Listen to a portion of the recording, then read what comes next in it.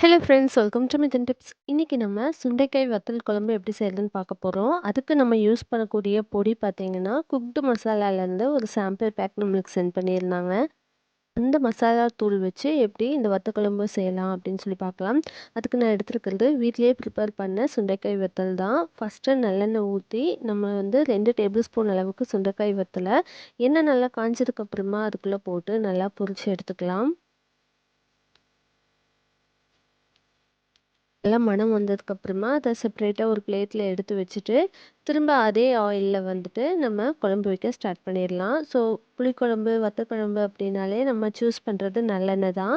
அதில் தான் அந்த டேஸ்ட்டை இன்னும் என்ஹான்ஸ் பண்ணி கொடுக்கும். ஸோ இப்போ அதே எண்ணெயில் 2 காஞ்ச மிளகாய் எடுத்திருக்கேன், 1/2 டீஸ்பூன் கடுகு, 2 கொத்து கருவேப்பிலை, 1/4 டீஸ்பூன் அளவுக்கு வெந்தயம். கருவேப்பிலை கொஞ்சம் எக்ஸஸாக போட்டோம்னா நல்ல மணமாக இருக்கும். ஸோ அந்த வெந்தயம் எல்லாம் நல்லா பொரிஞ்சு நல்லா வாசனை வந்ததுக்கப்புறமா இதில் ஒரு 20 சின்ன வெங்காயத்தை 2 கட் பண்ணி வச்சுருக்கேன். அதை இது கூட சேர்த்திக்கலாம்.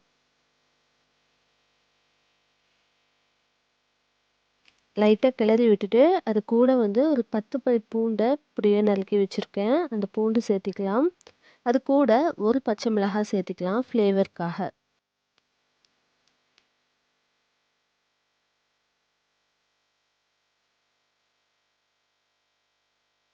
ஸோ வெங்காயம் பூண்டு நல்லா இந்த மாதிரி டிரான்ஸ்பரண்ட்டாக ஆனதுக்கப்புறமா இதில் நம்ம கட் பண்ணி வச்சுருக்க தக்காளி சேர்த்திக்கலாம். சின்ன சின்ன க்யூப்ஸாக சாப் பண்ணியிருக்கிறது இது கூட சேர்த்திட்டு தக்காளி நல்லா மசிஞ்சு வரணும், அந்தளவுக்கு குக் ஆகட்டும்.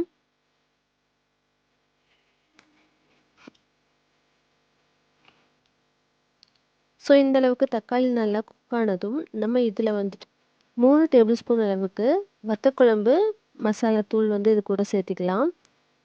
இதில் அவங்க சென்ட் பண்ணும்போதே என்னென்ன இன்க்ரீடியன்ட்ஸ் நம்ம ஆட் பண்ணணும் அப்படிங்கிற மாதிரி ரெசிபி டீட்டெயில்ஸ் எல்லாம் போட்டிருந்தாங்க. ஸோ அதுக்கு தகுந்த மாதிரி அவங்க சொன்ன மெஷர்மெண்ட்ஸில் தான் நான் எல்லாமே போட்டிருக்கேன். லைட்டாக சாட்டே பண்ணிவிட்டு அதுக்கப்புறமா இதில் 2 கப் அளவுக்கு தண்ணி சேர்த்திக்க சொன்னாங்க. தண்ணி சேர்த்திட்டு மீடியம் ஃப்ளேமில் வச்சு ஒரு 15 மினிட்ஸ் விட்டோம் அப்படின்னா அந்த குழம்போட திக்னஸ் வந்துடும். அதுக்கப்புறமா நம்ம சுண்டைக்காய் வத்தல் இதில் சேர்த்திடலாம். உப்பு புளி அப்படின்னு எதுவுமே நம்ம இதில் ஆட் பண்ண வேண்டியதில்லை. நம்ம வத்த குழம்பு அப்படின்னா பொதுவாக என்னெல்லாம் இன்க்ரீடியன்ட்ஸ் ஆட் பண்ணுவோமோ அது எல்லாமே அந்த மசாலா நம்ம அரைக்க தேவையில்லை. அதுக்கு பதிலாக அவங்க கொடுத்துருக்கக்கூடிய அந்த பவுடர்லேயே எல்லாமே இருக்குது. ஸோ அதனால தான் ரொம்ப சிம்பிளாக நம்ம ஜாப் போகிறவங்க அல்லது பேச்சுலர்ஸ் அந்த மாதிரி இருக்கவங்களுக்கெல்லாம் இந்த பொடி ரொம்பவே ஹெல்ப்ஃபுல்லாக இருக்கும்.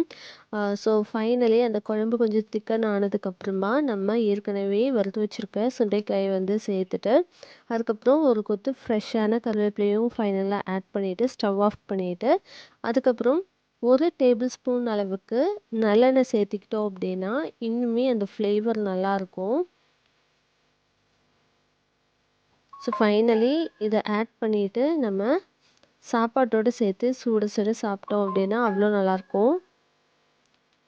குக்டிலிருந்து கூடிய சீக்கிரம் இந்த வத்தக்குழம்பு மசாலா லான்ச் பண்ண போகிறாங்க. அதுக்காக சாம்பிள் எல்லாத்துக்கும் சஜஷன்ஸ்க்காக அனுப்பியிருந்தாங்க.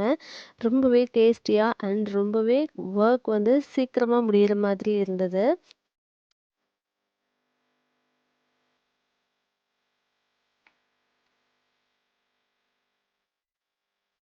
இந்த குக்டு மசாலா லான்ச் ஆனதுக்கப்புறம் நீங்களும் கண்டிப்பாக வாங்கி ட்ரை பண்ணி பாருங்கள். தேங்க்யூ.